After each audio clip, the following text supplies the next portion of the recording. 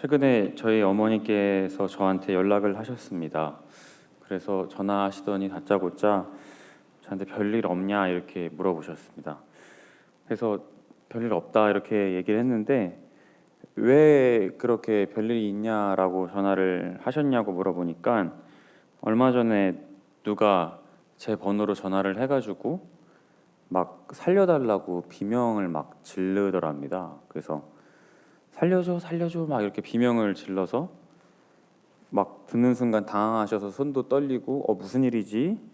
그래서 목소리도 정말 제 아들 같고 이래가지고 무슨 일이야? 계속 이렇게 대꾸를 하는데 옆에서 저희 아버지께서 똑같이 무슨 일이야? 이렇게 또 얘기를 해주셔가지고 보이스피싱 아니야? 이렇게 해서 일이 엄청나게 빨리 무마가 되고 정신을 차렸다라는 얘기를 저한테 해주셨습니다. 그러고 나서 이제 저한테 전화를 하셔서 별일 없는지를 물어보고 나 이런 일이 있었는데 진짜 순간적으로 좀만 잘 들어도 그냥 내 아들 목소리가 아니었는데 그 소리를 막 지르면서 살려달라고 하니까 막 이렇게 정신을 못 차렸다 이렇게 얘기를 하셨다고 하더라고요.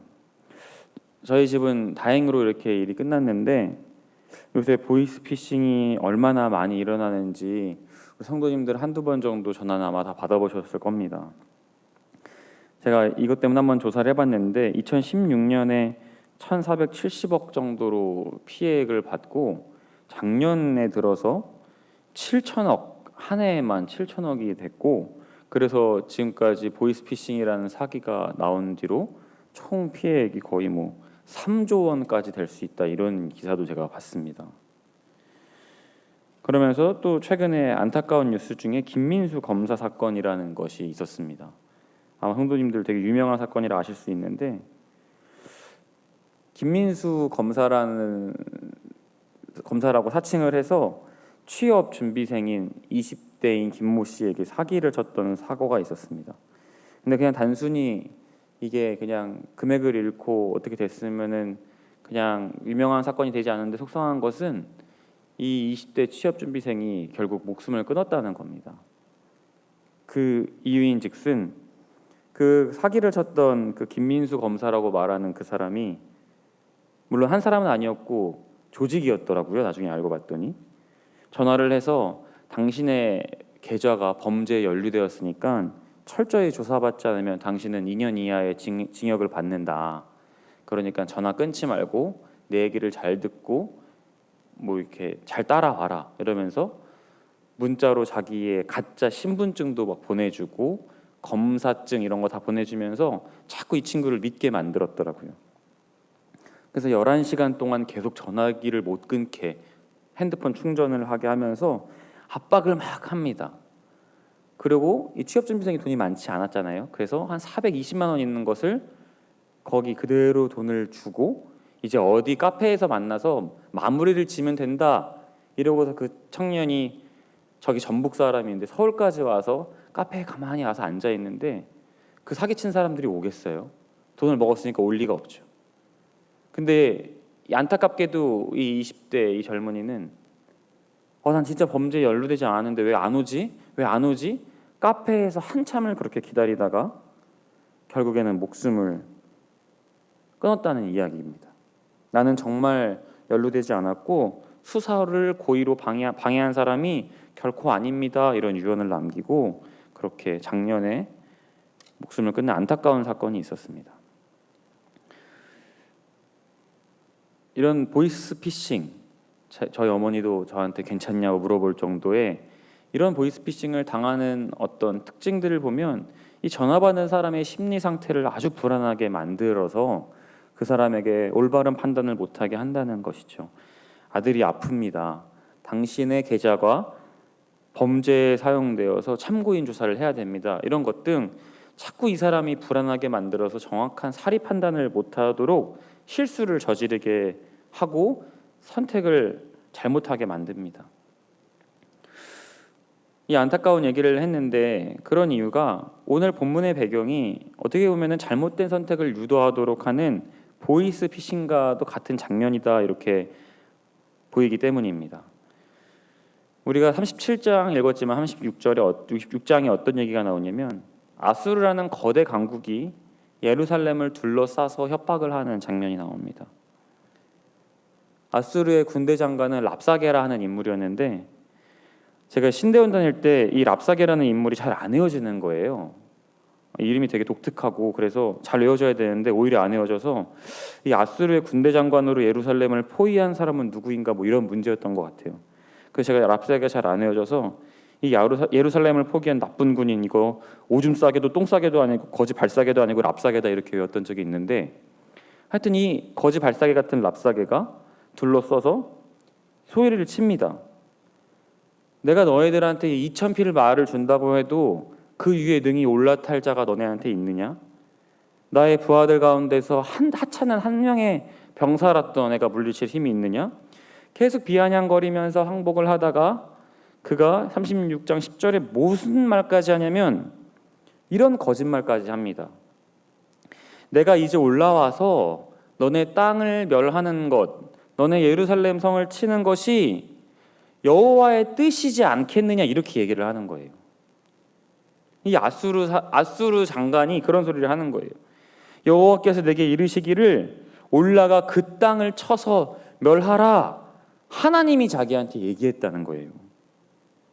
이 오줌 싸개, 똥 싸개, 랍싸개 같은 이 인물은 하나님을 믿는 사람이 아닌데 하나님 이름을 거들먹거리면서 거짓말까지 합니다.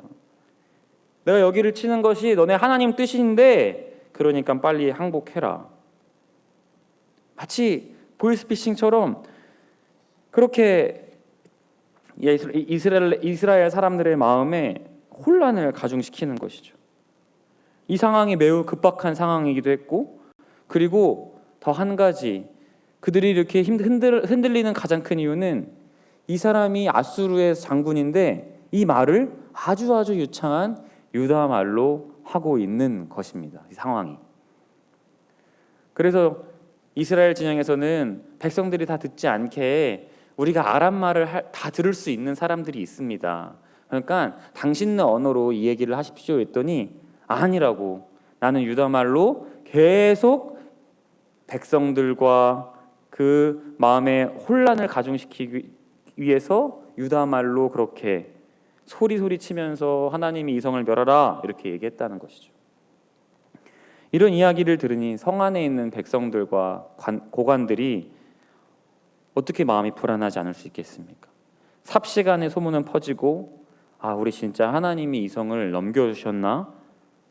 이런 생각을 했을 것이죠. 그리고 그 랍사게는 이어서 이야기합니다. 히스기야 왕의 말을 믿지 말고 그냥 항복하면 너희는 포도나무와 무화과 나무의 열매를 먹고 땅, 곡식 모든 것 나 그대로 다 용납해 주겠다. 계속 설득합니다. 그리고 20절에 이 열방의 신들 중에서 어떤 신이 자기의 나라를 내 손에서 건져냈기에 여호와가 능히 예루살렘을 내 손에서 건지겠느냐 하셨느니라 이렇게 또 얘기를 합니다. 아까는 뭐 하나님이 이 성을 쳐서 멸하라고 했다가 지금은 또 뭐라고 하냐면 너네 신이 뭐 대단한 신이길래 예루살렘 성 어떻게 막을 수 있겠느냐, 우리 아수르 군대를 어떻게 막겠느냐, 이런 교만한 발언까지 합니다. 정말 보이스피싱 같지 않습니까?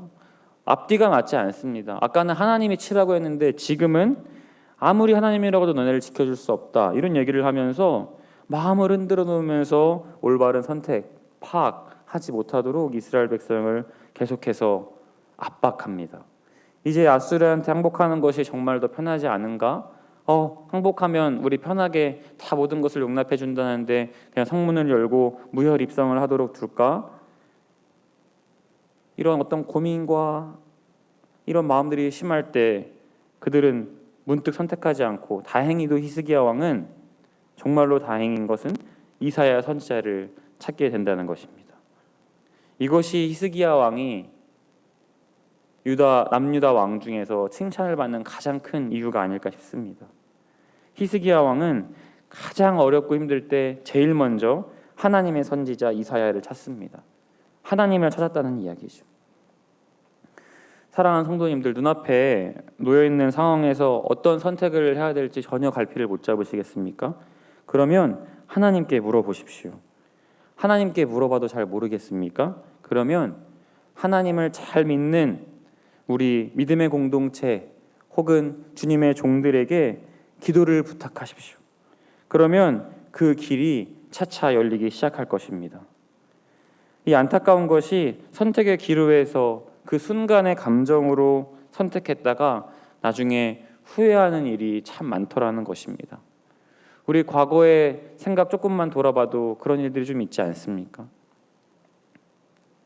오늘 읽진 않았지만 21절의 말씀을 제가 읽도록 하겠습니다.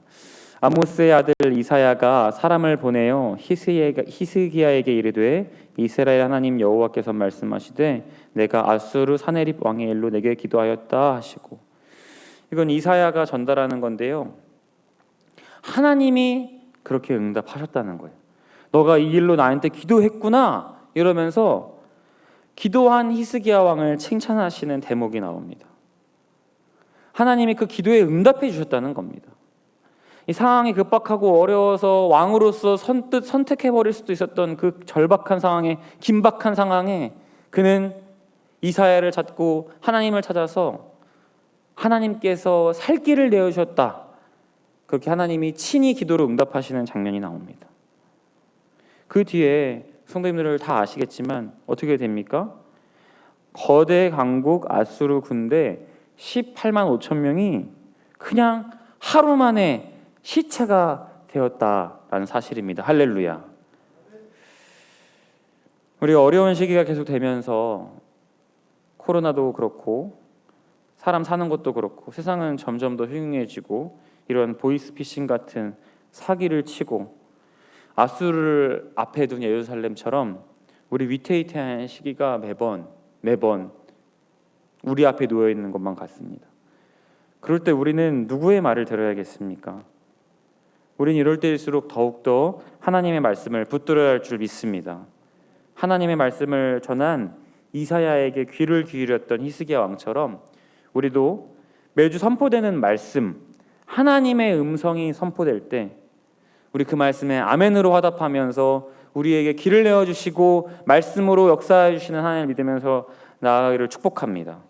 그리고 새벽에 우리가 부르짖음으로 기도할 때 그 기도에 응답하시고 여호와께서 말씀하시되 너가 어떠어떠한 일로 내게 기도하였다, 내가 너의 기도를 듣고 있다, 이렇게 응답 받으시면서 그렇게 하나님을 경험하는 저와 여러분 되시기를 주님의 이름으로 축복합니다.